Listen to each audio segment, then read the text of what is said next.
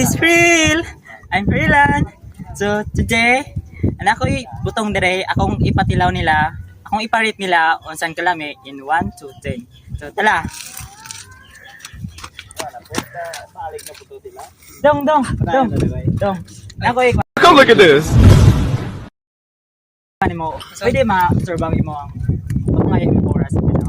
Dali. Ari dayo na isip ko. Kayong time, sir. Kira. Kadyo kayo. Ako yung pagkatilaw pa kanya, busog pa ka. So ako ra iparit. Dili pa naman kailo. Dili. Oh, ganahan ka dia. Oh, putilaw ka niko.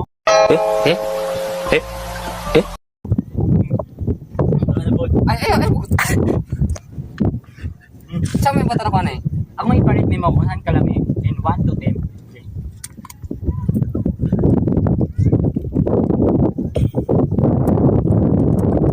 Ako sa lasa. Lasang. Sana ba rin? Hindi ko na siya nakilala. Siya nagiging pag- Ay, ano ba? Dong. Uy, nako iparit ni mo na Boko. Sure. O siya iparit mo 1 to 10 kung usan kalami. So, Sure po ka libre ni? okay, libre na. Actually, lami siya. Thank you. Siya, dili ning butong. Ay, nang sa puri-puri gugugman ng mga tao ron. Bay, kasi iba sa basin makakuha tao. Dong.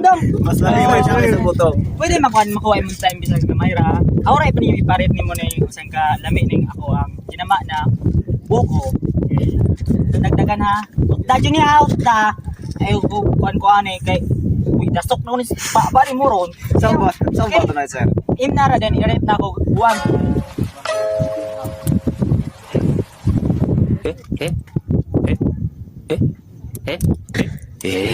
Masang lasa?